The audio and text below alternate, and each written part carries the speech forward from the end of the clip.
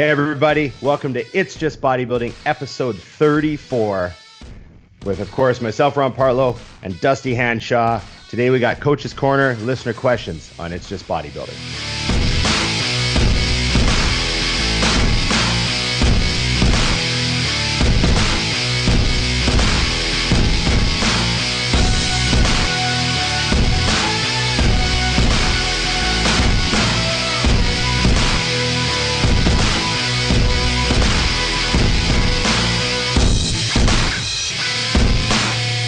Dusty, what's going on? Just living the dream, man. It's been fun around here, believe it or not. Gray Toque Day. I wonder if everyone else knows. Well, I'm wondering if they think we talked, because we didn't. It's just funny. Yeah, but it's kind of like that question that you asked me the other day, and then I answered, and you were like, that is exactly what I said. And it wasn't even like an A, B, or C. It was, think of any color in the world. And I was like magenta. A complicated question, and it was exactly the same answer. Yeah, man, it's funny. A lot of people say, hey, do you and Dusty like decided red and black day, or we're going to go blue shirt day or something? Because we've like nailed it so many times. You know? Simple minds think alike. I mean, great minds think alike. I think it's less planning, and it's more the fact that you and I basically only wear black, gray, and red and blue. It's a safe bet. So it's like the odds are actually not that. It's like 20% that we're gonna hit it. I mean, yeah, you know, for like 6 years I had a closet full of Gasp. So I was like either army green or navy blue or black or gray. Which Gasp pants should I wear? Well, are we going to a wedding or are we going to McDonald's? Right. Are we dressing up? You know? Yeah. Are we wearing obviously the black ones. Are we wearing the good white Adidas, or are we wearing Chucks? You know? That's how I judge whether I'm dressed up or not. You know? Mine's the color of Chucks, because you know I don't wear anything else. Right. I just had that the other day. Somebody goes, "What shoes are you wearing?" I was like, "You mean what color?" Yeah, I forget. You don't even have another pair of anything. Fuck that. I mean, black and white is a black tie affair. Right. I've got the white Superstars, and they're like clean. And if I'm like dressing up, I'll put those on. You know, it's got to be really nice out though. Can't be raining. Oh fuck no! So then you never have a problem here. You'd be screwed there. So how's the? I'm tempted to not mention anything, but we kind of have to. Well, all we have to mention is what we're doing. I'm with you 100% because I'm tired of. Yeah. Fuck, I'm not an expert, so who cares? Let's give people a break on the thing we're not going to mention. But what are you up to? But how life has been affected by it has been interesting. So, as we discussed, I've been training alone in the gym. Right. Which, by the way, I've actually gotten hate for that. Like, someone actually commented on one of my videos yesterday that it's the opposite of motivating and he literally put Hollywood Dusty Hanshaw gets to train at gyms that aren't open for other people. And I'm like, well, it's not because I'm fancy. It's because I know everyone. Well, it's just you worked out a deal. I mean, it's just a very weird. I'm like, so it'd be more impressed if I was working my ass off in my garage. I don't have any equipment in my garage. You're one of the fortunate who found a way, you know, but this is the everyone must suffer equally attitude. I mean,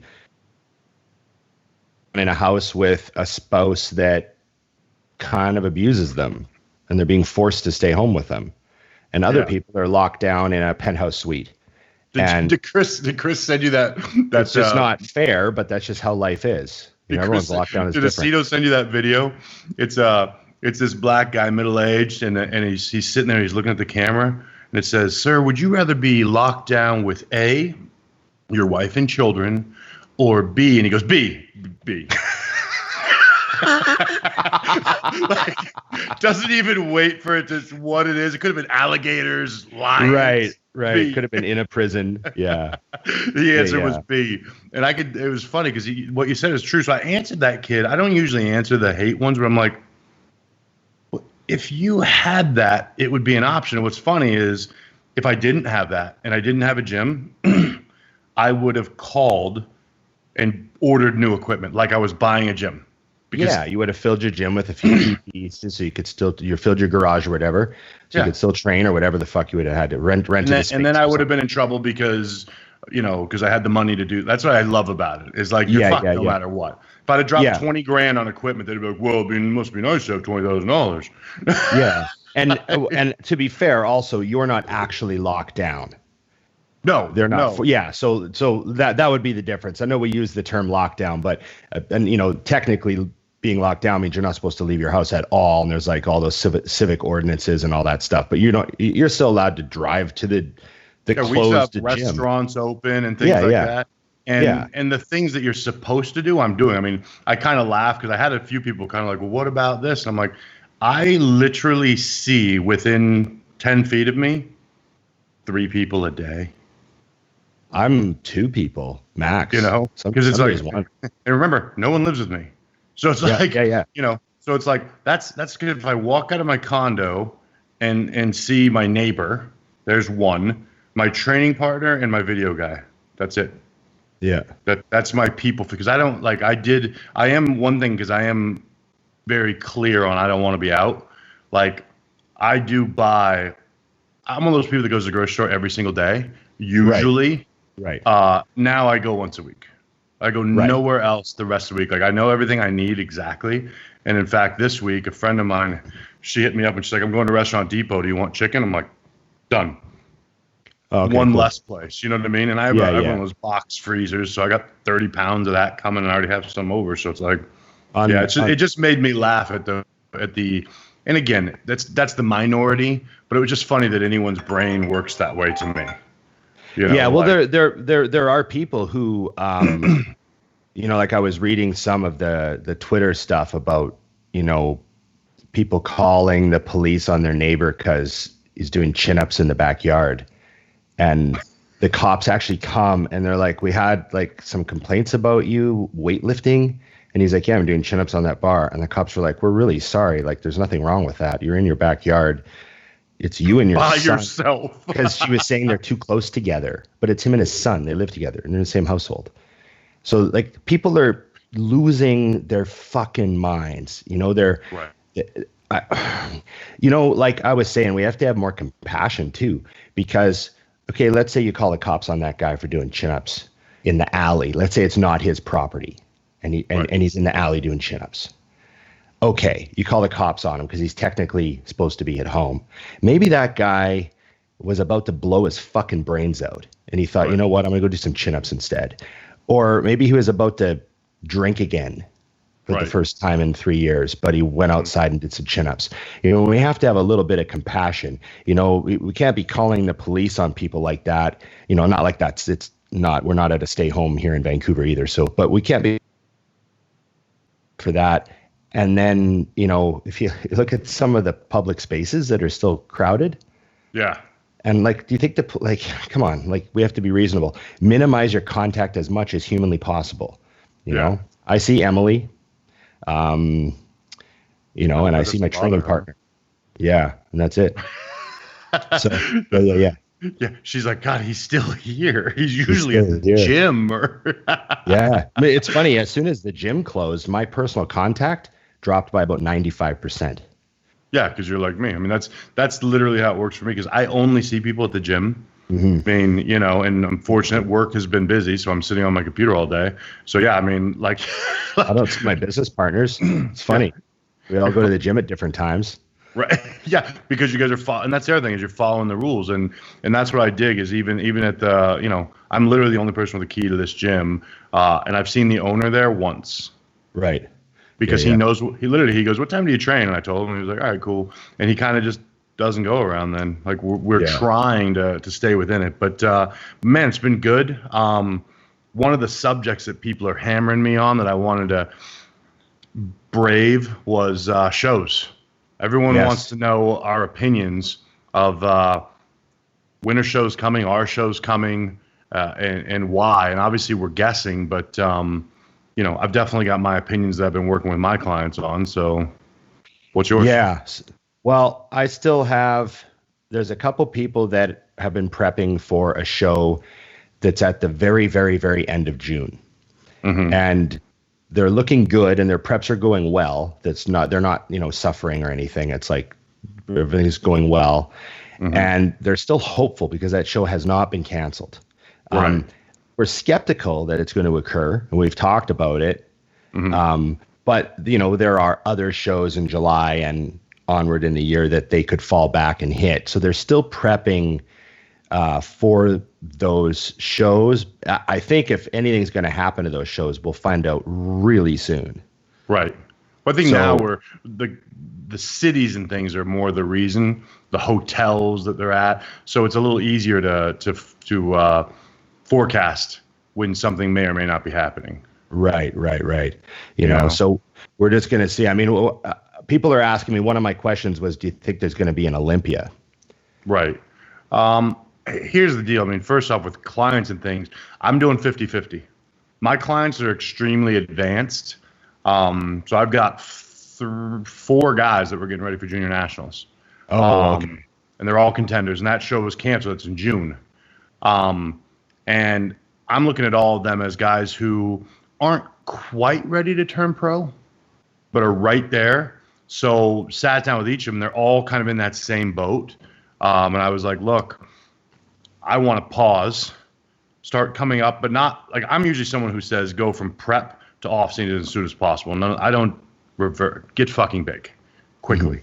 We're going slow, building it back up, and we'll run for 2 months where they're at an excess of calories, where they're growing, where they're staying tight, but their strength is going up. And then we'll look in June, late June, and see, okay, what's coming. Because I do think there's a chance that all these shows are getting pushed back. I think what you're going to have is 5 pro qualifiers in a 2-month time period. Yeah, that's possible. Because down here, they're all gapped, July, August, and these things. And I'm just telling a lot of them, look, we're going to run towards it and then decide in 2 months, because I don't want to waste time either. And then other people, if they're newer to the sport, those ones I'm like, hey, well, you were heavy to begin with. So let's just keep coming down like the show's there. Straight up, I don't think your show's happening. Right. But let's keep coming down, and in 2 weeks, we'll see where you're at, because you're not in a position where I want to start bringing you up anyhow. So just keep going. And then the big thing that a lot of people are asking is me. What do I want to do? And I think that this is kind of a factor. The reason I would touch all these different bases, it's where you're at in your career too. My career is like a blink from over. By choice, like I don't want to walk around at 320 pounds for many more years, Right. So it was kind of a sticky spot for me, because I had decided I wanted to prep for this show no matter what. And then as I got into it, I'm like, I'll be honest, I don't think the Vancouver Pro is happening, and it's in July. I just think you got to get over borders. You've got a lot of people haven't been training. So, as a promoter, as a businessman, I'd be looking going, how much money am I not going to make? AKA, how much am I going to lose trying to put this show on? Because I'm not going to have my usual base. And how many people are going to be afraid to come to that event, even if I'm allowed that early? Right. You know what I'm saying? So with that, I kind of find myself in a spot where I was like, do I really want to head down for 14 weeks? I mean, I had a, what's that? DEXA scan. I had a DEXA scan done at 18 weeks out, and at 294, I was 10%. So I already know what it looked like. And I haven't had a true off season in a long time. So after kicking it around for a bit, my training partner was just like, grow. Go back the other way. Forget this whole season, because chances are there isn't one. And if it is, truthfully, for someone like me, think of how stacked those shows will be late in the year. I mean, you're going to be talking about, my goal, my crazy goal is to be in a top 5 at a show. There's going to be 10 guys that are Arnold quality doing every show. Right. Well, so it's definitely going to be interesting.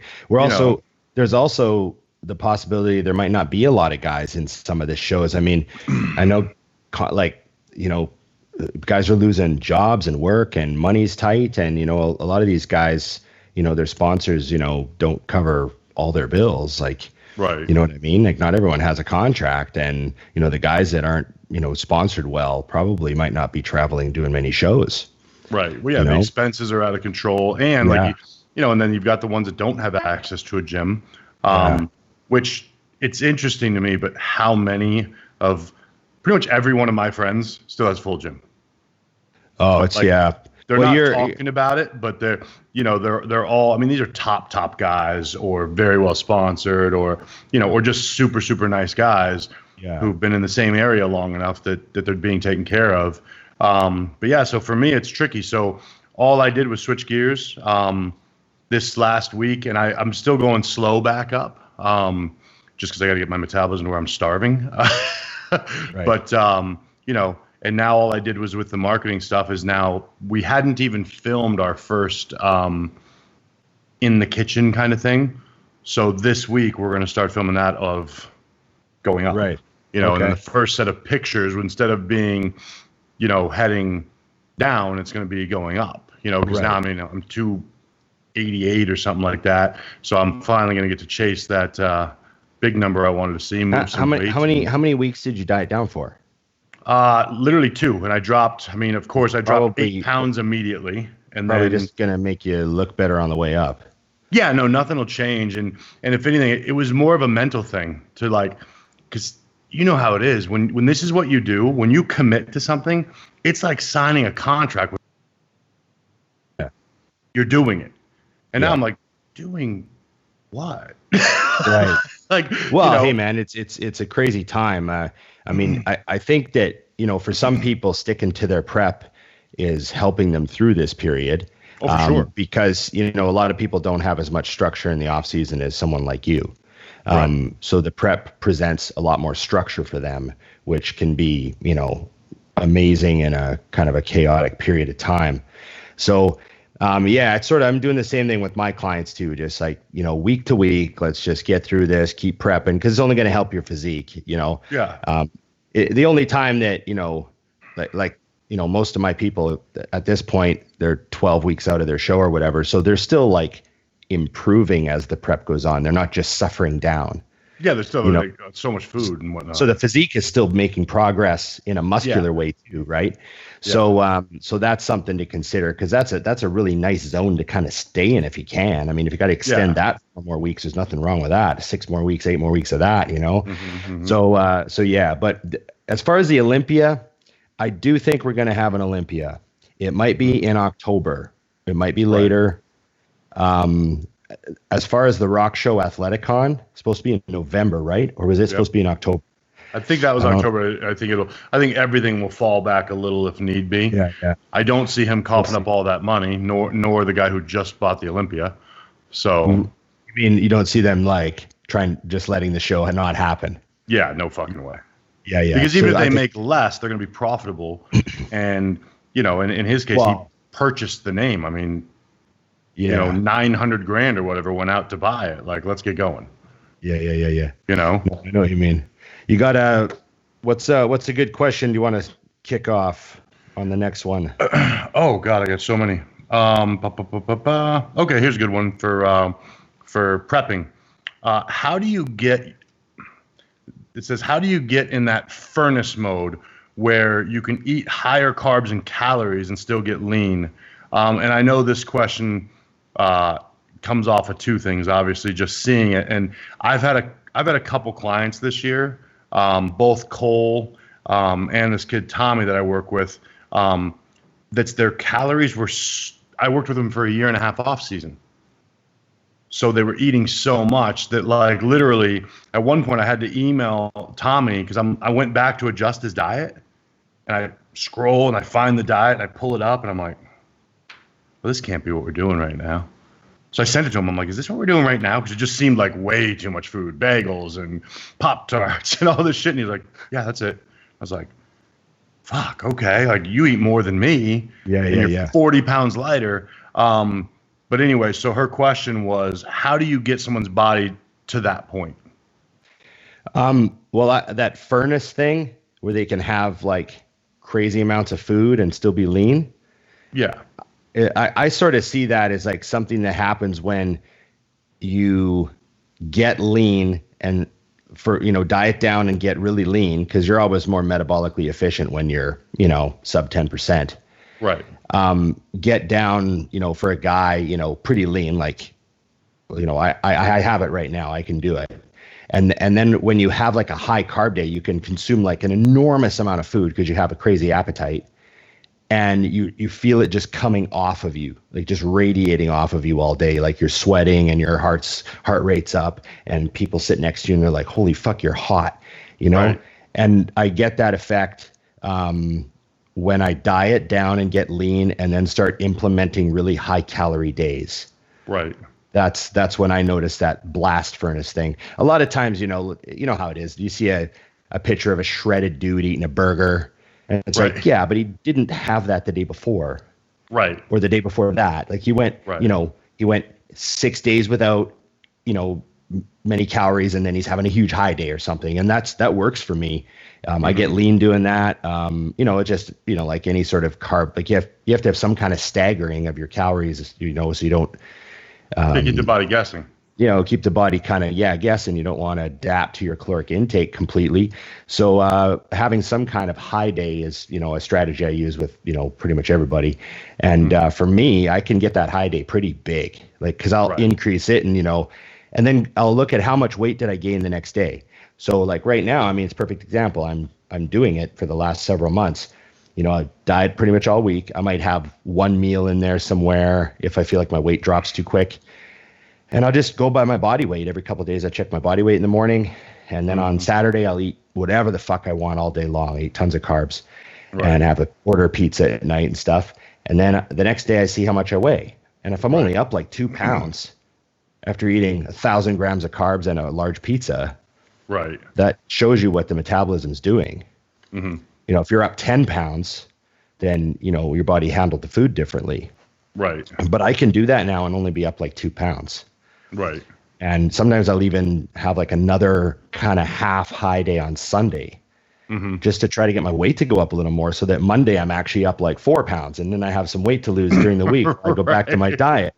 Like that's how my body is right now. I can manipulate it, and I need to actually gas hard on the weekend to get enough of a jump in the scale so that I can train all week. Yeah, come back down through that. Yeah, no, because I like how my diet's set up during the week. I don't really want to food because it's like so easy. Right. No, that makes sense. See, I think a few things when I'm looking at her question is, number one, how you get to prep is oftentimes dependent on how you did your off season. So, because I find a lot of people, like I'll have people who want to hire me for a prep. And they come to me at like 16 weeks out, and I'm like, okay, how much cardio are you doing? And they're like, 45 minutes, 7 days a week. And I'm like, okay, how long do you start that? They're like, year round. I'm like, fuck. Like, how do I go up from that? You know what I mean? Or then I look at their diet, and I'm like, so you already started your diet? No, this is what I do. I'm like, so you're already almost in a deficit. You're doing too much cardio. Okay, I'm going to get you in shape, but you're going to starve. Yeah. And that sucks. And the other thing that I don't think enough, and I know you do, we just didn't discuss it, look at is blood glucose levels. Right. Like that is something I'm obsessive with clients. If they're my long-term clients, long before we start a prep, I start looking at that because I want that level. I want that number as low as possible when we start the prep, so I know their body's ready. You know what I mean? Because like if their blood glucose level is at 110, they're doing 45 minutes of cardio, and they're not eating a lot of food, it's not time to prep. It's time to fix you so we can have a successful prep. Because you see the higher glucose reading as their body not burning fuel very quickly. Yeah. I mean, because you're talking about fasted in the morning. I mean, I've had a couple, I had a lady who I just took over, and I was like, I'm looking at everything. And I said, let me get that number. She sends me an email the next day. Yeah, 112. I was like, okay. We got to adjust your diet now, not based on results of body fat loss, but on getting that number where it needs to be, so that we can start dieting. You know what I mean? Right. Yeah, it's a pretty simple thing. And I think the other thing is people lie their asses off. I see coaches all the time selling the dream, and this. I mean, I've had preps where my calories are, and they're never really high. I actually diet on pretty low calories. Yeah. But I've had preps where I fucking starved the whole time because that's what it took. Yeah. I've had preps where I've been nervous because the amount of food I'm eating doesn't make me comfortable. I'm not. I'm not suffering, and that scares me because I'm like, and you're seeing the pictures, you're seeing the changes, but you're like, I've had 3 cheeseburgers this week. Right. I know what you mean. Sent from Chris. Like that almost makes me more nervous Hell is like, okay, well, I must be getting in shape because I want to, eat everything in sight. What do you got next?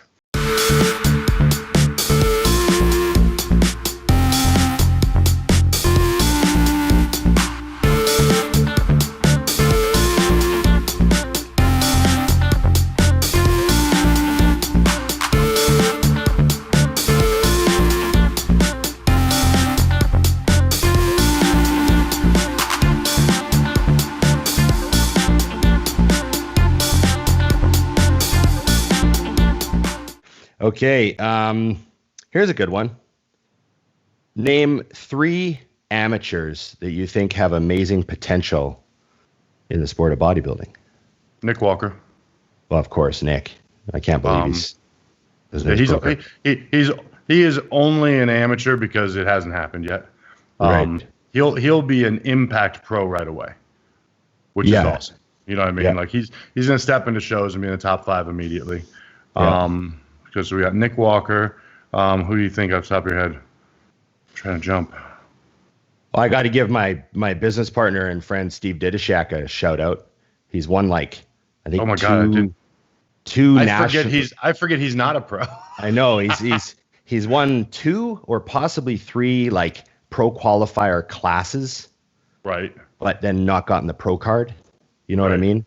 So Van Pro, he won his class, and then there was there was another show he won his classic nationals or something. I can't remember. He's won a bunch of shit, but just misses a card. So he's right there. But yeah, he's a very good bodybuilder. Yeah, he's got to put a Canadian name in there. And the thing is, I think he literally does. If you guys don't know who it is, go check out his Instagram. Like he does look like a pro. Like there's nothing missing. Yeah, he hit the wrong lineup. You know what I mean? He's bubbly. Hit the wrong lineup. Okay, so those 2. I'm trying to think. He's got the physique I hate. He's one of those guys I fucking hate. He's got the sleeveless shirt short physique. Right. Big freaky calves, big freaky arms. So he could let his entire body go to shit and still look good in shorts and a t-shirt. Right. Still win the Olympia in a shorts and a t-shirt. Yeah. He could not train chest, back, or legs for 2 years. No one would care. Right. I'm trying to think though. I mean, it's terrible. I think with the introduction of social media, I don't know everybody like I used to. Like when it was, truthfully, back in the day, and I'm talking before I was coming up and even after, I remember going to the USAs years ago and being like Marcus Haley, Troy out. I knew everybody. I could give you the top 6 probably. And I really can't do that as much anymore, Well, it's because there's so many people that have exposure now. We used to be fed amateurs we were on a very strict diet of amateurs because the only amateurs we would see would be the one guy that would get a highlight in Flex magazine. Right. It would be Wisconsin state champ, blah, blah, blah, coming at nationals. And you'd see that one guy, so you remembered the name. Right. But now it's you scroll your Instagram and you're just awesome amateur, awesome amateur, awesome amateur, awesome amateur, awesome. All these fucking guys are freaks. And it's there's 100 European names mixed in with Russian names, mixed in with all the Americans. And there's just all these fucking freaks out there. That's true. And I think that's the other thing. It's interesting to see, I want to start on the show. There's a few guys from the UK I want to bring on, like Josh Malley and things like that, he's obviously a pro, but I'm talking about names that some people don't even know who they are. And it's if you saw their pictures, you're like, holy fuck. Josh is a huge guy, by the way. Yes. Yeah, huge. Yeah, he's ridiculous. And then JP posted a guy the other day, and his dimensions were nuts. I don't even remember his name. And I messaged him. I said, that physique is crazy. And he goes, yeah, he's also 6'3". And I was like, what? And he's like, yeah, he's 310 in this picture. So then I'm thinking, God, that's in a picture. If he was standing in front of me, I'd be completely blown away, and nothing small. I didn't guess he was that tall because his legs were big, his arms were big. But he looked like a short bodybuilder because he was so thick. Because he's so mad. Yeah, he goes, I don't know, he was 310 or 320, and I was like, oh, fuck, man. It's a good thing my career is almost over. These guys just keep coming. Did you hear? Did you see Fouad's interview with Jay Cutler? I did. I haven't watched the whole thing yet because I only do 20 minutes of cardio. But so he got Jay back on the show after the technical glitch where he lost the whole thing, right? So he got Jay back on, and Jay said something really interesting. He was talking about back in the day when he was going to the, bouncing around USAs and all that, right? Lee Priest. And he told a story about Mike Francois. Yeah. He said, yeah, Mike Francois won that show. He was a beast. He'd smoke any amateur today, anybody, he'd smoke them. And I was like, fuck, that's coming from Cutler. Yeah. And he just said, like, Mike Francois was a fucking beast. And as an amateur, it was just ungodly. Yeah. So, there's sometimes just those guys that just blow everyone away. Well, he makes me happy too, though, because obviously knowing Chris, he's also one of the most disgusting people, like training wise. Chris told me, like, he said that he tore through training partners. Yeah, he wore them out and couldn't keep them. He said it was like Mike Tyson went through sparring partners, like Mike Francois went through training partners. That's what Chris told me. Exactly. Yeah. And he said that Chris said he followed him around the gym a bunch of times, like just followed him around the gym, like watch what you're doing. And he said Mike was like back in the this is early 90s. When not everyone was doing this crazy shit. You weren't around yet doing it, but Mike was the guy who was rack deading 8 plates. Yeah. Mike was a guy but he was also doing 6 other exercises. That's the other thing. Yeah, and he was doing the 5 plate bent rows, and he was benching 5 plates, and he was just a fucking monster in the gym. Yep. And you could just see it in his physique. But Francois grew up in a powerlifting gym, right? An Ohio powerlifting gym. Yep. So the guys he grew up around, that was just a standard. Like everyone squatted 500 pounds.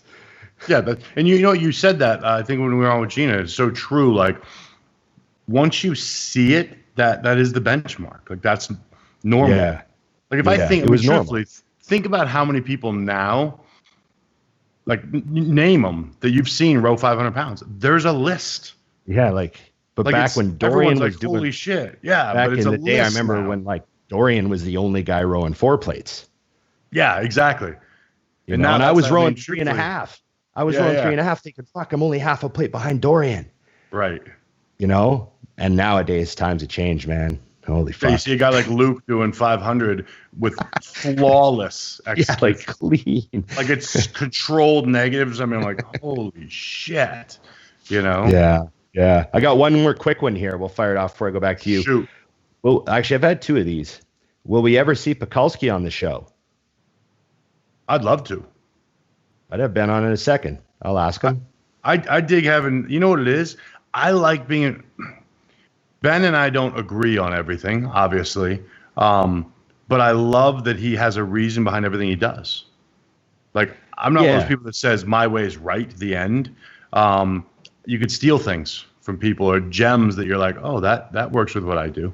Yeah, and then another thing about Ben is, even if I don't agree with him on something, I'll give him endless credit because he did a lot with a physique that wasn't the best deck of cards.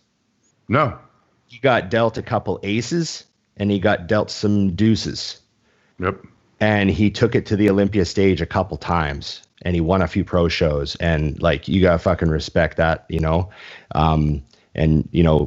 found a way to do the most with what he had, and maximize. He just maximized the fuck out of the things he had, like shoulder width and legs. And there was so much that sometimes you have to admit, for him in some poses, you forgot about the weaknesses because the strengths were so crazy. Yeah, and he brought his weaknesses up over the years too. Mm-hmm. Like he made enough improvements. It's like where that when I finally got my calves big enough that people stopped mentioning them. Right. Yeah. No one said they were big, but no one said they were going to hurt you anymore either. I'm just kidding. But no, like he did a great job with what he had. And he found ways to distract, and he was, good at, hiding flaws. And, he was a really, that's a lot of hard work went into that. And I trained with Ben. I know how hard he trains. And I'd have him on the show. I'll send him a message. I mean, we talked about it when he was here. We talked about doing a podcast together. So he'd be a good guest, Sure. Maybe we'll get some unconventional stories out of him. I know he's in that sort of second phase now where he's very, meditative and thoughtful, and we can get some of the old animal stories out of them. We tend to do that to people. Yeah. If people only knew some of the things we've had. Do you remember that flight back from Germany with Jay? The amount of things that we learned that will never make it to the radio. Yeah, Jay told me some funny stories. Holy shit. Yeah, man. For sure. Okay, so I got some basic ones too. What would you like to see different in bodybuilding? And it wasn't given any direction, so take that where you want. Well, I'll assume this is pre-crisis. Yeah, of course. I'd like the gyms to be open. I'd like my business to be able to function, yeah. What would I like to see different in bodybuilding? I would like to see...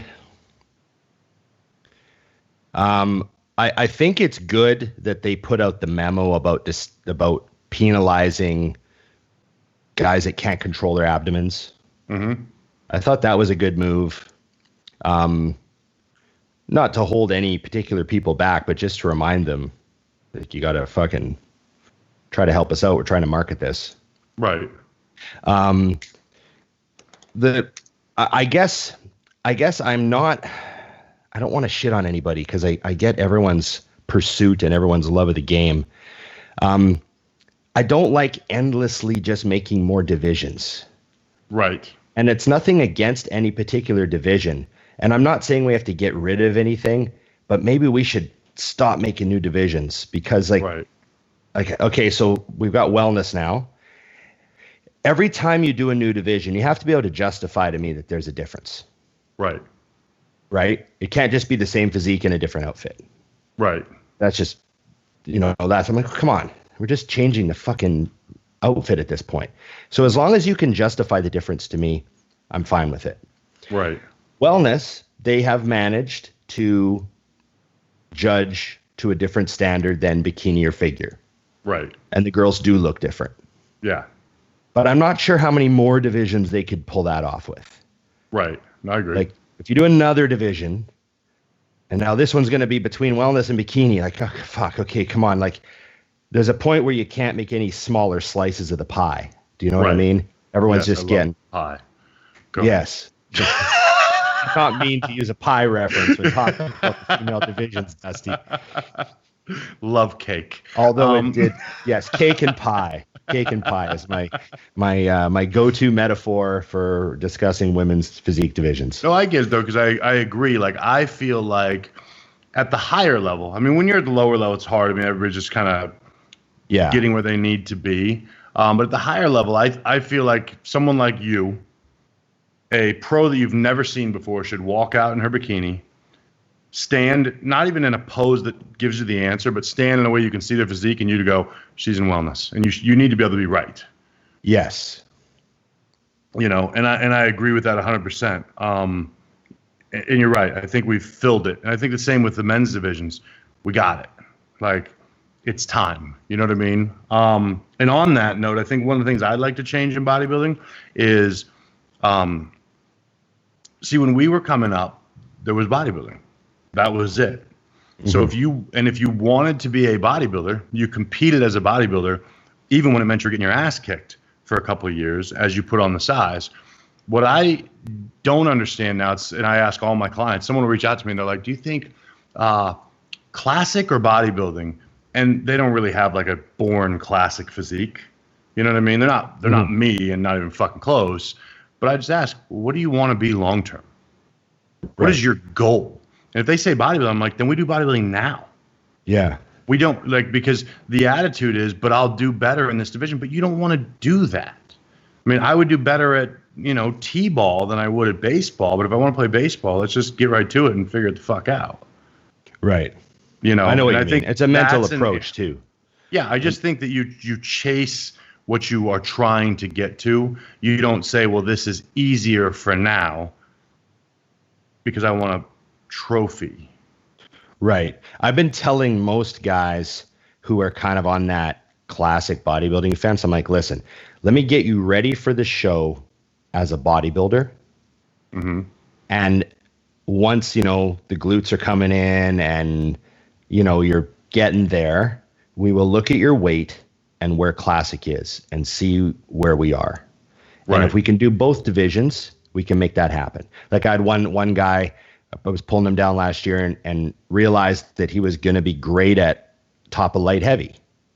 Right. Like top of light heavy, you're going to be really good. And so that's under 198, right? Yep. And his height for classic was 197. So that was easy. We'll just do both. Yeah. Yeah, right? exactly. But if you get him ready for bodybuilding and the glutes are coming and everything, and his classic weight's like another 14 pounds below that, and you're like, well, fuck, do you want to damage your bodybuilding physique to come down and weight if you don't need to and you're already in shape, blah, blah, blah. Well, even if that guy turned pro, then you add the 10 pounds that the pros get, he's still over that. So what you're saying is if you turn pro tomorrow, we squeaked you down, you somehow turned pro 14 pounds under where you are today. You never get any bigger ever. Which means realistically, when you're that young, you can't get any better. Yeah. I mean, you're not going to get noticeably better. And I think that's a big thing that I don't like. It was always like my complaint with Sean Ray. Sean Ray's phenomenal. But every year I watch, I'm like, oh, I've seen that before. Right. Next year, I've seen that. I'm like, let me guess, you're 214? You're always 214. You're actually 204, but whatever. But I think that's part is very, very interesting too. It's like you said, or I don't know if you saw, but I'd love your 2 cents on this while we're on it. King Kamali put out a thing saying that Patrick Moore should come down to classic. Patrick's like 30 pounds over classic. Oh, I was going to ask, isn't he? He's 235. What's his classic cutoff? It's I want to say, I don't remember the exact, but it's like 20 or 30 pounds. I'm like, the dude's peeled inside out. Oh. He just needs to get bigger. Like, right. I see just, what you mean. And I mean, it's such a, and I know it's on fucking Generation Iron, which we all know. I can't figure out if those fuckers hate bodybuilding or like it the way that they market it. But, it was just funny to see because I'm like, yeah, I get it. He's got a pretty frame, but he's not even close. And if he came down, he'd get annihilated as a classic guy. Right. He has a pretty frame for a bodybuilder. And if he grows, holy shit. I think the downside is he got such a huge splash last year after the Olympia that everyone gave him they overhyped him. He wasn't ready to go kill it at the Arnold. And everyone who knows bodybuilding knew that. And the only reason he was a, quote, disappointment was because people put on, this idea that he was ready. It's like, give him 5 years and he's going to be winning Arnolds. Right. I really believe that. It's like, because when you have that frame, it's tougher. It's like, would you rather be, like, here's an example, Hunter, which used to be his training partner. They still train together sometimes. Hunter's going to win right away. And Hunter will beat Patrick now, in my opinion. I don't know that that'll be the case in 5 years. Right. If they both keep progressing. You know what I'm saying? Because it's one of those things where, like I always say, if you're 5'4", you'll be a more successful bodybuilder quicker than a guy that's 5'11". But when 5'11" fills out, he's going to beat you. Right. Yeah. All things given. Yeah. Yeah. Assuming shape and structure and stuff. Yeah. Yeah. So it's like, unless you're just terrible. So here's a good one. Right off the bat, I'm going to say, I don't think I have an answer for this one because there's too many variables, but it's a good conversation. Top 3 coaches in the IFBB right now. That comes from my buddy Jaws, IFBB Pro. So, the first one for me is obvious, Zacito. And I think here's the way I look at it. Throw away our relationship. Chris takes any physique to its highest level. Like, Chris takes a Sean Roden, who was not winning, to winning pro shows, to top 3 at the Olympia, to winning an Olympia. Chris takes you or someone like me from where we were to a level that most probably think would never happen. What I love about Chris that I think most people miss is he loves the challenge. Right. And I always say Chris is arrogant because he knows he's the best. So he doesn't need to take you if you're just phenomenal. He will take whoever you are and make you better. Yeah. So Chris is one. Who else you got? Well, I mean, I don't even know if I know enough of them to pick top 3 fairly. Right. I mean, I feel like I'm too unaware of how many coaches there are. And Right. what does it mean to say in the IFBB, like they have one pro that they coach? Because I coach a pro. Or does it mean they have Olympia guys or they're big names, or, you know what I mean? And you know, the old LeBron Jordan thing about the rings, you know, you got to have the rings. Who's got the most rings? Well, Chad Nichols and Hani Rambod have the most rings. Right. Those two guys have fucking Olympias after Olympias after fucking Olympias, multiple categories over and over. So, you know, whose name do you say? I mean, you know, Chris is the Gretzky of prep. He's been around since the 80s and he's still the king, you know? I mean, but yeah, you got to look at the guys that came through and did the dynasties. I mean, but then I also look at some of those guys, like, for example, I look at Chad and I try to think of who he brought from nowhere. Those are all fair. All fair. And I can't name one. I can name guys that were trying over and over and then worked with Chad and won. Right. I can name a bunch of those. But they were, you know, already national top level, like, you know, like a guy like Brian Yersky. Brian Yersky banged away at nationals and North Americans for years and years and years and years. Worked with Chad 1 year, boom, got his pro card.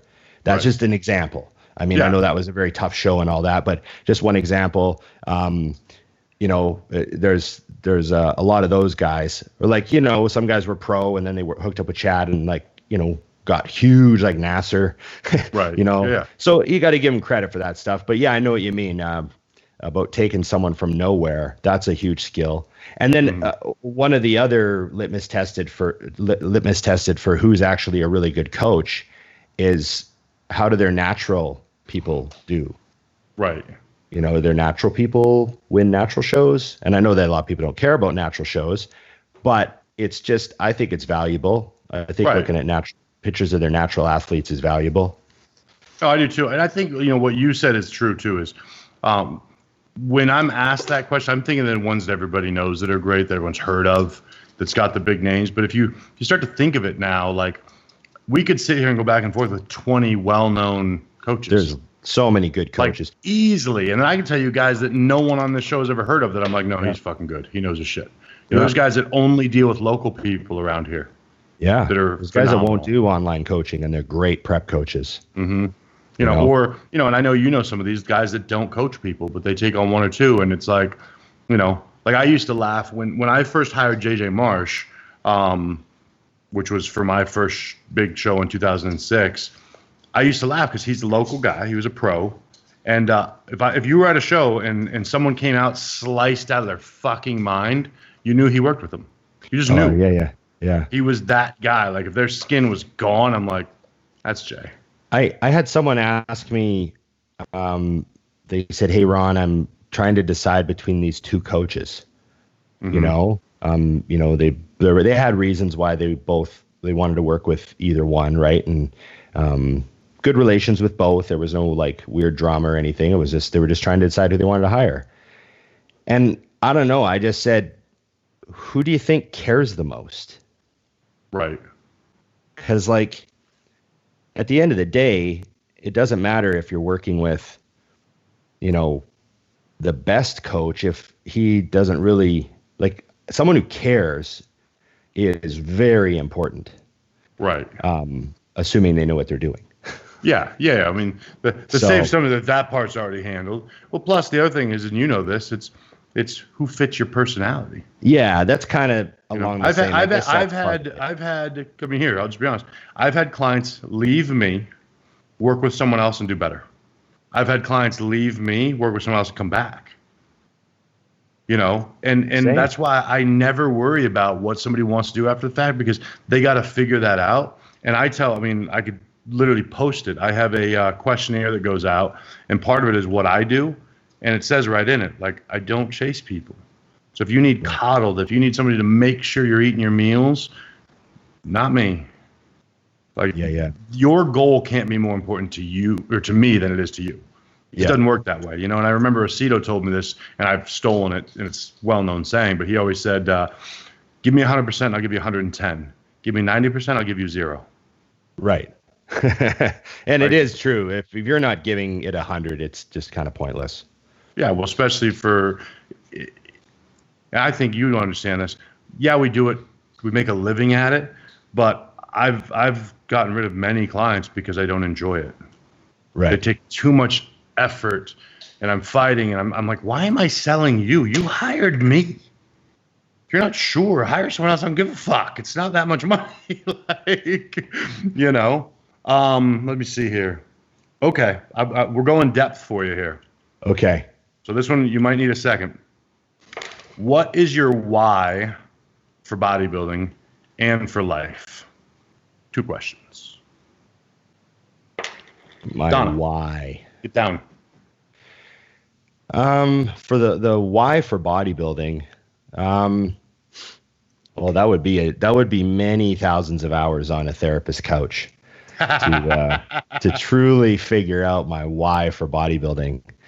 I guess I initially, like, if I really had to break it down, I liked that bodybuilding is so structural and so sort of lifestyle. You know what I mean? Like, it's always with you. I don't know why that was a thing, but I really liked that. It was something I could always focus on.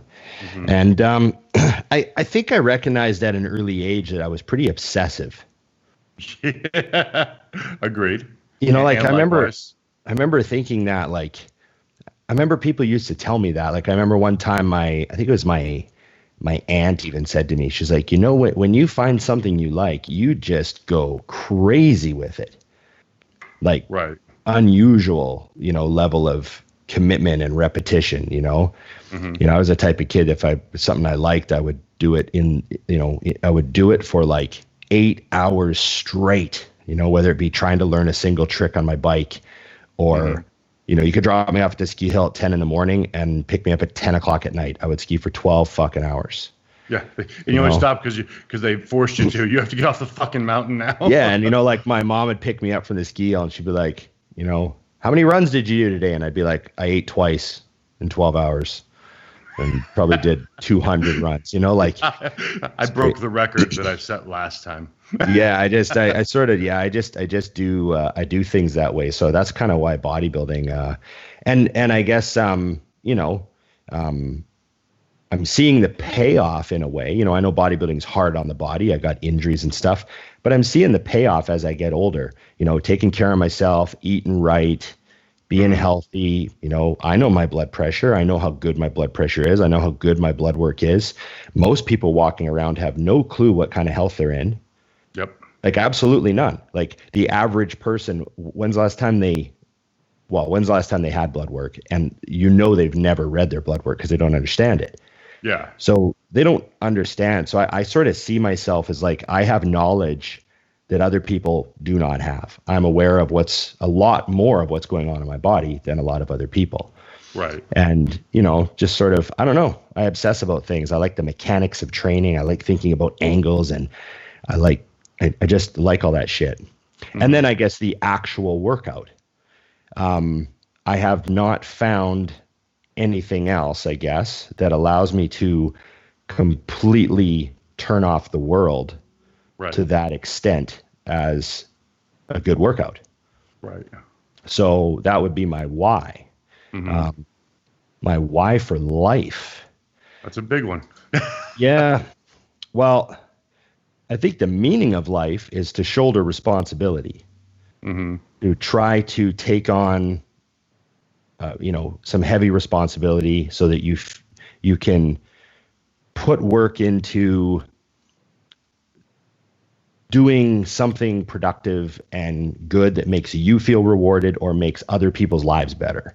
Right. So I think that that's a large part of the meaning of life, is doing some hard work is part of the meaning of life. People that don't have any hard work to do, they're the ones that go the craziest, I think.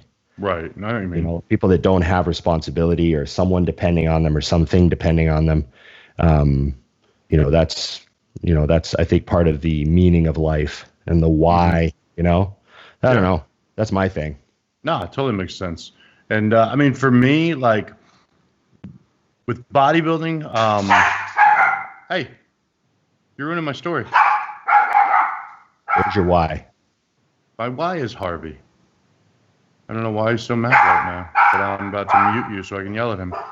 Nobody knows that my mouth moves, but you don't hear me.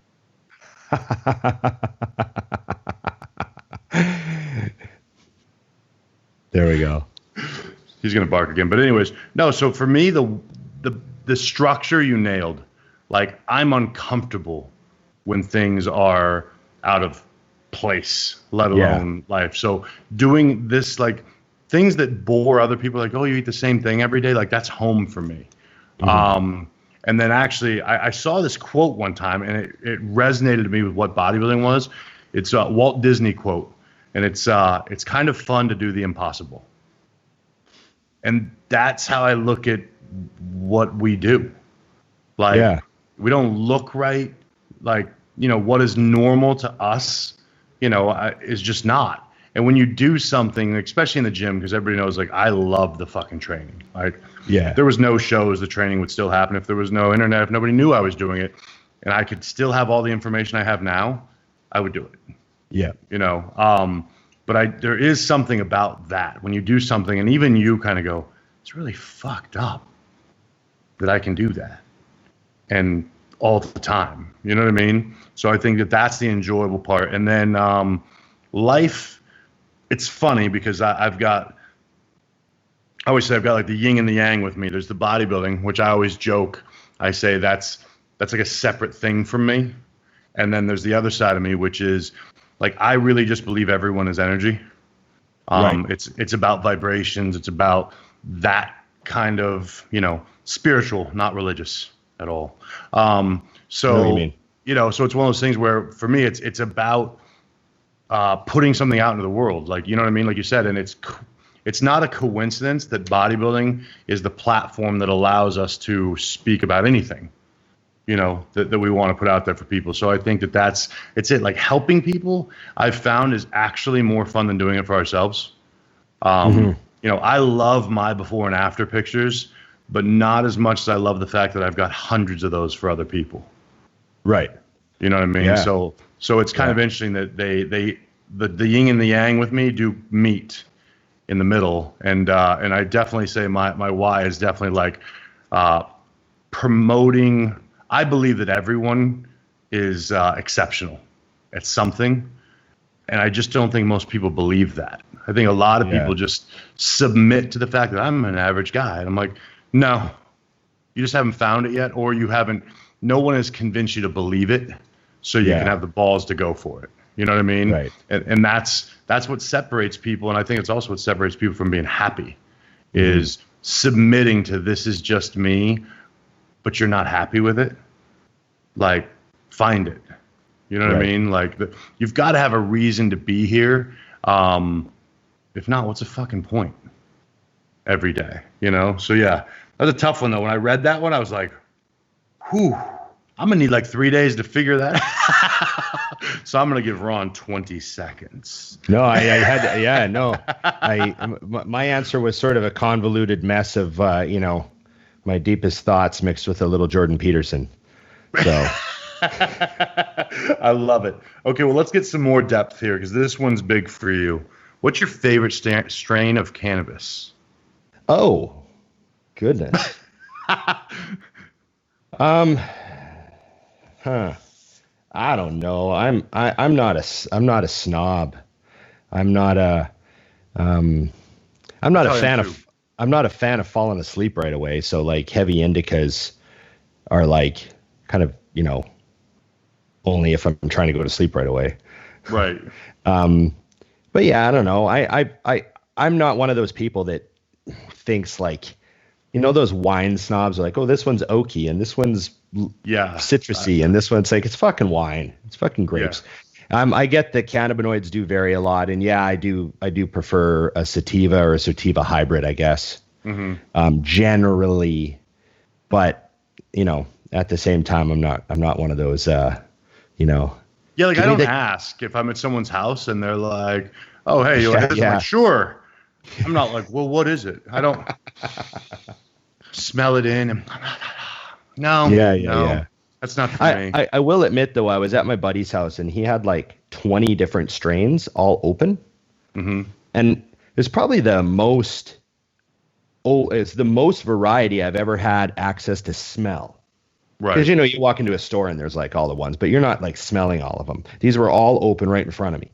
So I like smelt each one. And it's funny, weed smells like the coffee grounds in between so you could truly smell? You know how you do that with like perfume? I didn't do that, but I did purposely try to like take a few breaths. I was thinking of cleansing my airway at least. Right. But I was really smelling a bunch of them, and it's only when you can like compare, when you kind of really notice like all the difference. Like some of them, there was a few that didn't actually smell like what I would typically consider weed. Right. They just had like really unique smells. Mm-hmm. One kind of smelled like, I don't know, it was like lemons and dirt. It was really weird. And then one had a mint smell to it. So right. I get that there's different flavors and shit, but at the same time, I'm just like, come on. Yeah. I like the pre-wrap banana because it's already done and I'm lazy and it's banana. like it's like truly, because I read that question, I was like, oh, that's way too deep for me, to be honest, right. Because it's fine. They're all fine. I'd say my main thing is I just don't want to fall asleep right away. Right. Yeah. What's funny too is I didn't even realize, because I go through spurts.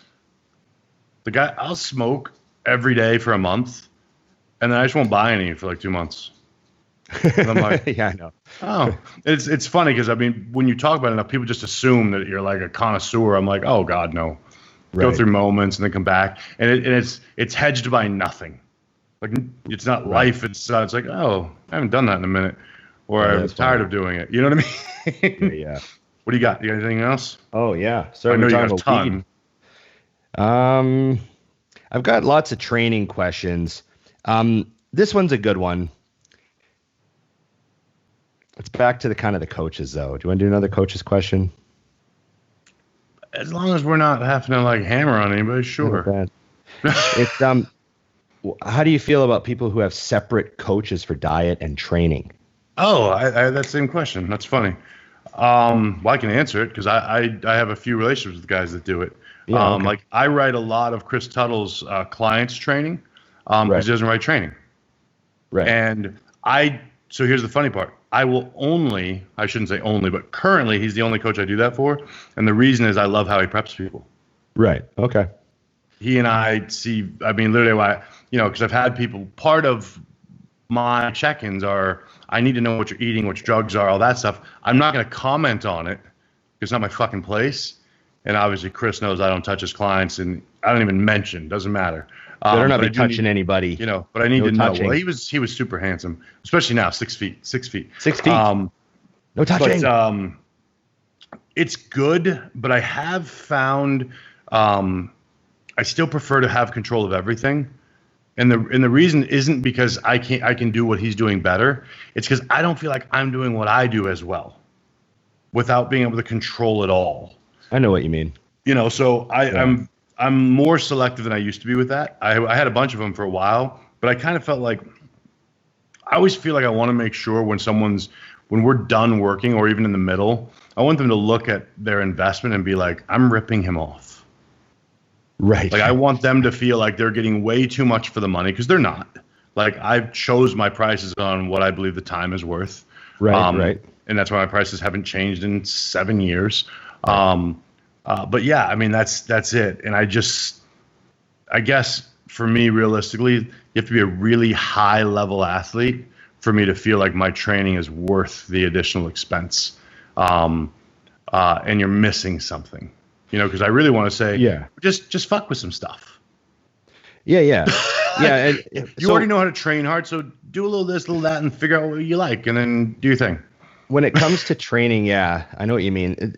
When it comes to training, I really like the concept of people figuring a lot of it out themselves to a degree, but I want to point them in the right direction with at least like a base program to emphasize intensity. We've talked about this, endlessly. So I'll send them a program and I'll edit it for them, let's say, this injury, that injury, surgery on my shoulder, blah, blah, blah. I'll edit the program for them, but I want them to focus on level of effort exerted. That's the main thing. No matter what the rep range is or the exercise, it's about maximum effort. And then from there, it just becomes like kind of it starts breathing on its own. And, they tell me they hate this exercise because their hip hurts. And I'm like, okay, fuck them. Let's not do them anymore. And then the program just morphs into something completely, different. Right.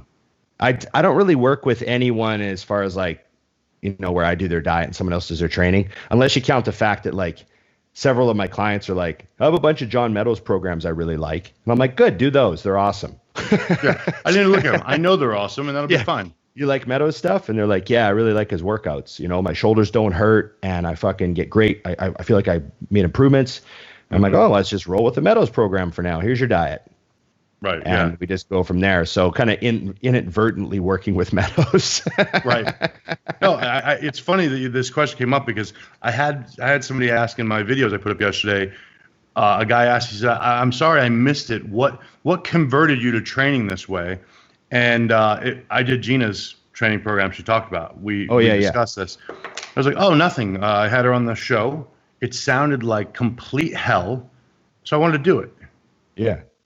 And fortunately, I'm in an empty gym, which means I can occupy 5 pieces of equipment and not worry about it. You know what I mean? Yeah. And it was funny, though, because like I appreciated the question because I understood, because it's like, whoa, that's so different than how you train. And of course, number one, it was a great workout. Number two, damn well if you go from one end of the spectrum to the other, I was fucked up. Yeah, I was sore for 5 days. I actually trained legs again yesterday. I walked in, they were still sore. But it's funny. I'm like, I'm doing it. Yeah, changing things up. Last week, Braden and I did some box squats. Right. God, I haven't done those in years. So I box squatted twice in my life. Once was with Mark Bell about 2 months ago. Where I learned was how to last week. And my adductors, we didn't go to failure on him or anything. Like I just did perfect sets of 5, I think. Right. But the next day my adductors were so fucked up. Because a wide stance box squat, I don't normally do them. So sometimes just mixing things up, I like when people ask me, why are you doing that? And about 50% of the time at this point, the answer is fun. It's fun. Right. Yeah. I like doing this. Fun. Yeah. It's fun. No, I hear you.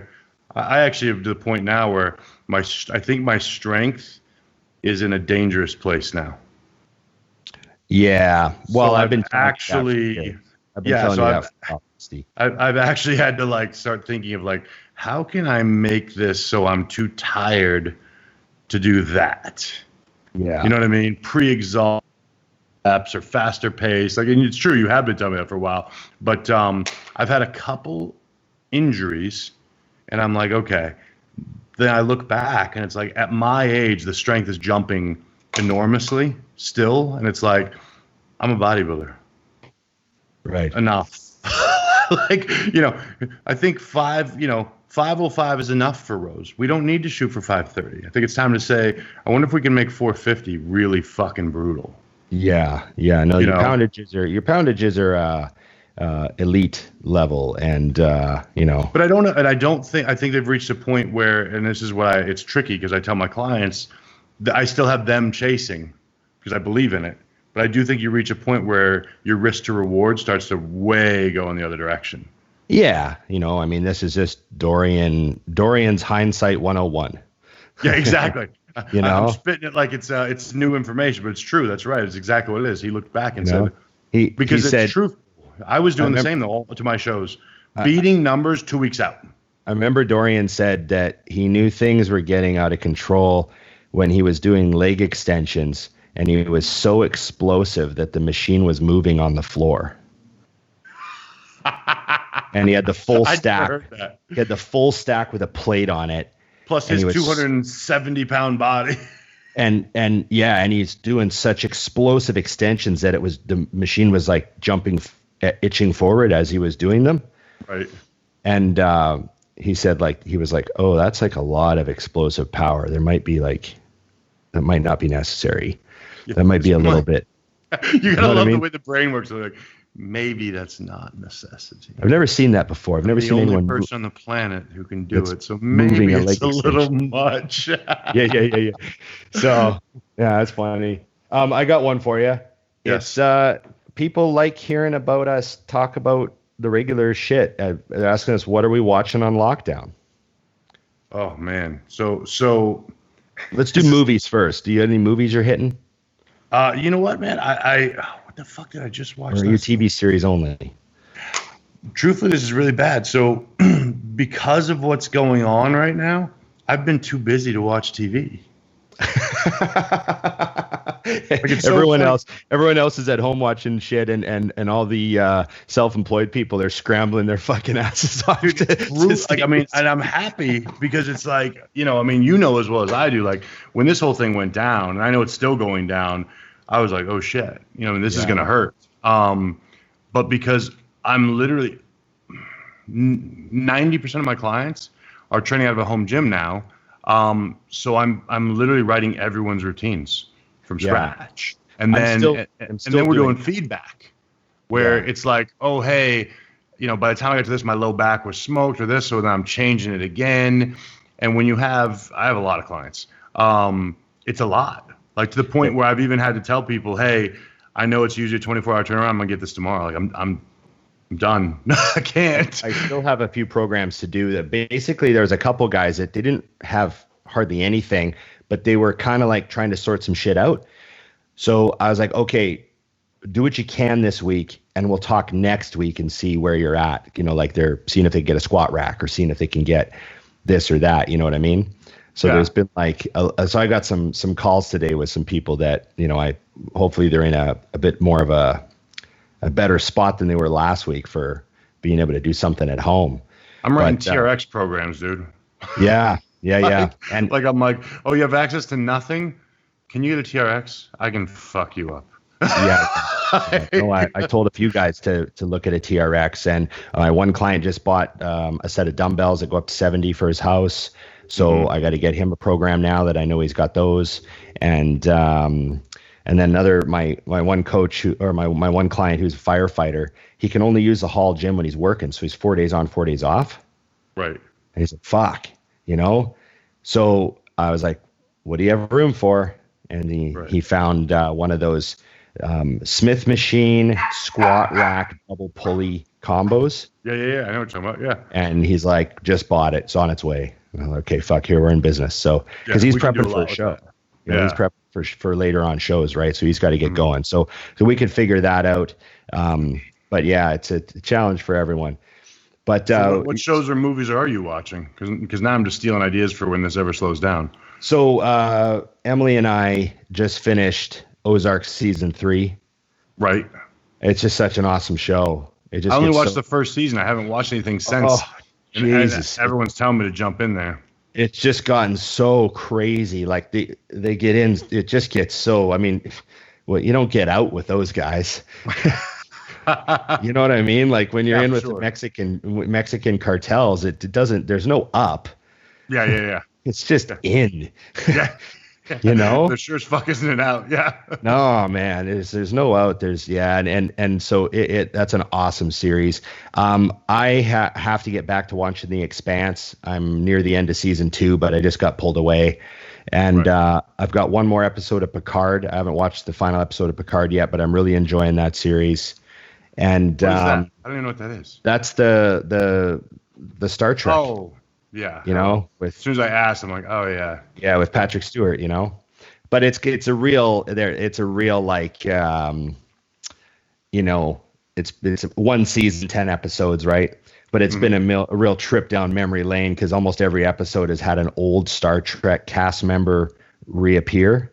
Right. You know what I mean? Like from the 80s, boom, boom, you know what I mean? So it's been fun. But as far as movies, we watched Knives Out the other night. Yes. Have you seen Knives Out? Yes. That was so I like a fun movie.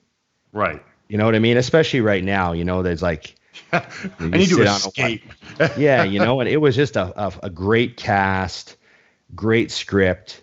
It's kind of like Clue in a way. Mm-hmm. You know, it's a kind of a wacky murder mystery with a crazy family. You know, every member of the family's all fucking different and weird. And the cast gets to really overact and do a great job. And but it was just fun. Like, you know, I think we smiled through the whole thing. It was one of those movies. Like, oh, that was a great movie. It's just one of those. I don't know. I felt like I really enjoyed Knives Out.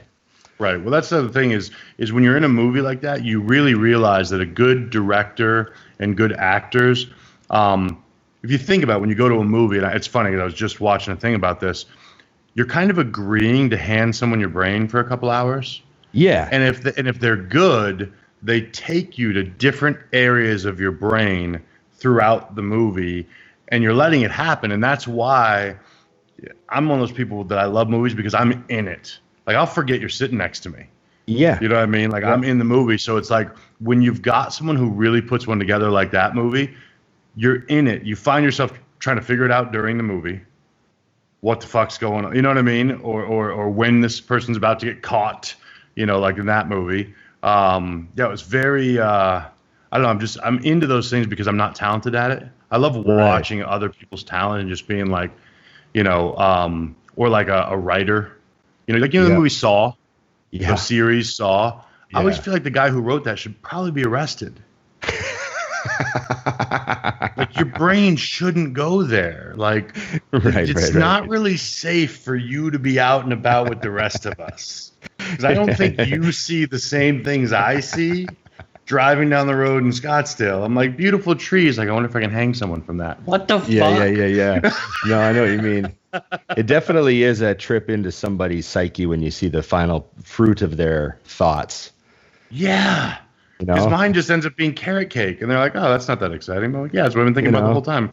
It was interesting. I saw an interview the other day. I was just flipping through podcasts, and it was the guy that wrote American Psycho. Yeah.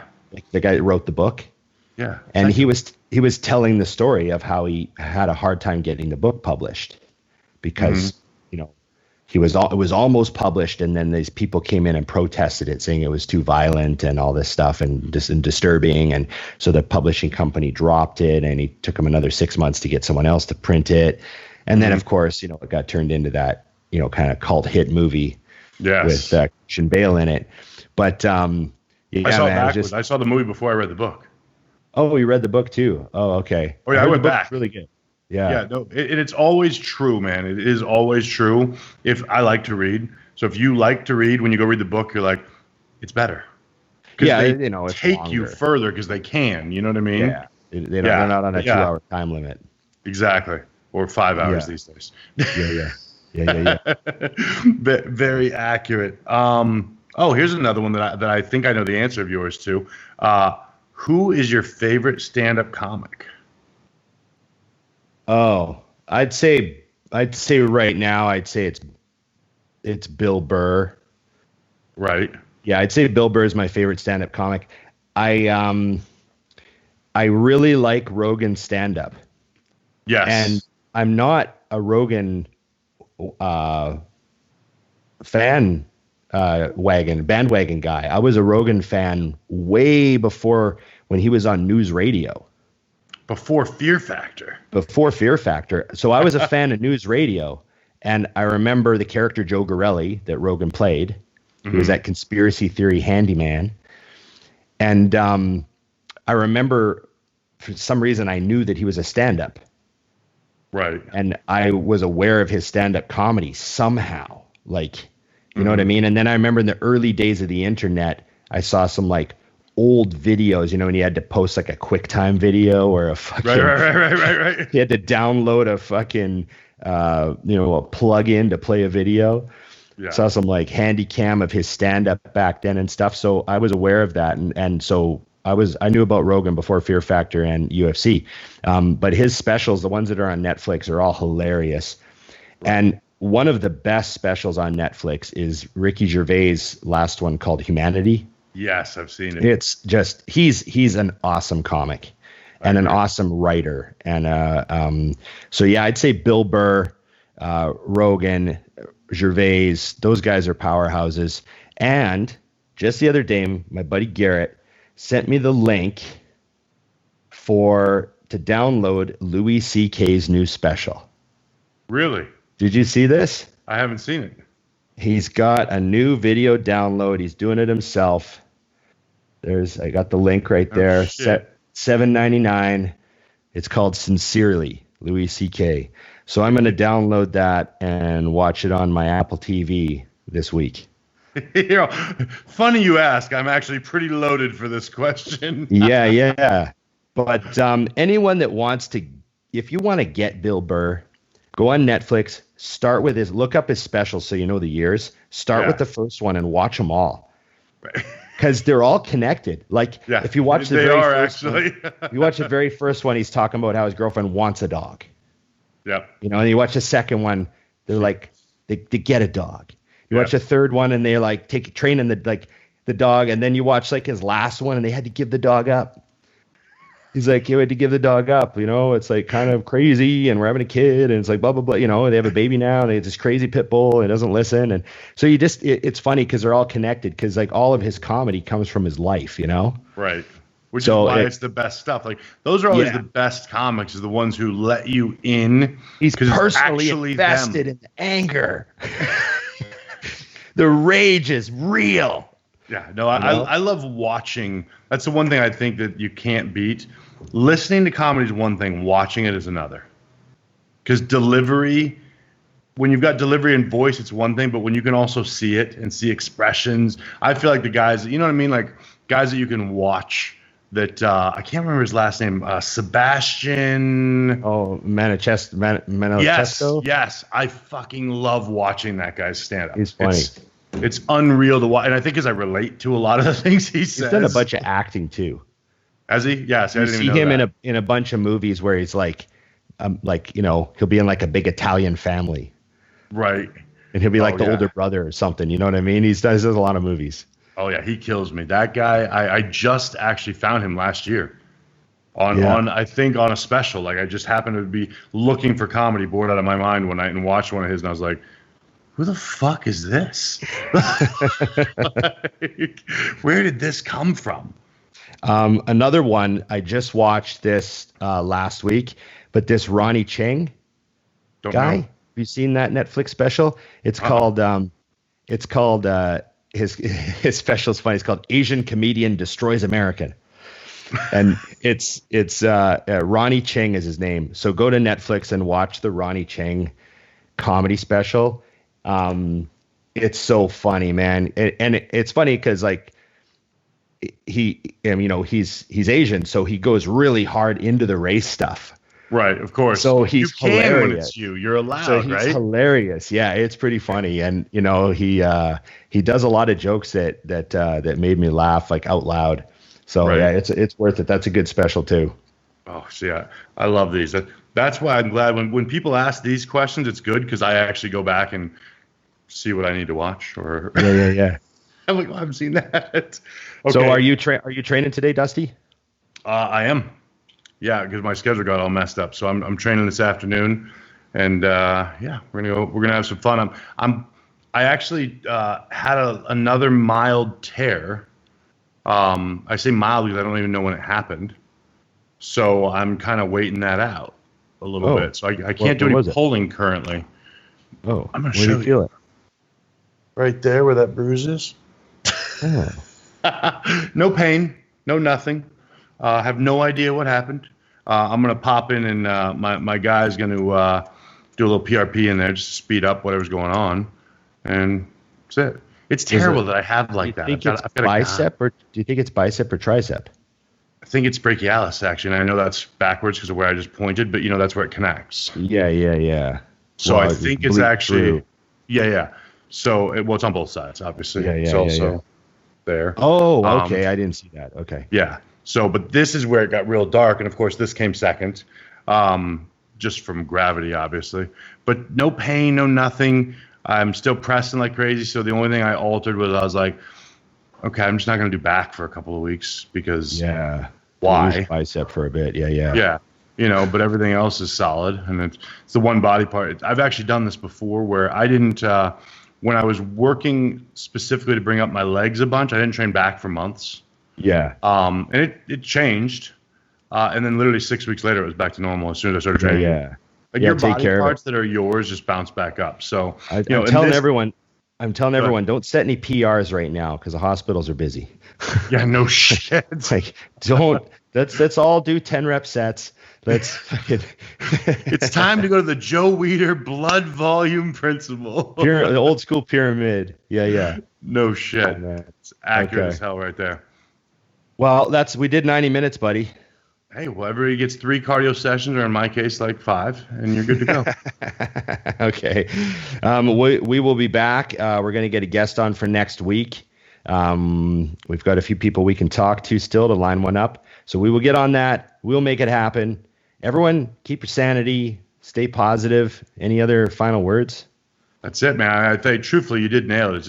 It's stay positive on everything. That's going to bleed into every aspect of life, and especially with it down. And look at all the people who are. I mean, I'm stoked on people that are making improvements, man. That don't have some of the good fortune other of us do. So if you're committed, like we've talked about every single week, this is a time to separate yourself because a lot of people are falling asleep at the wheel.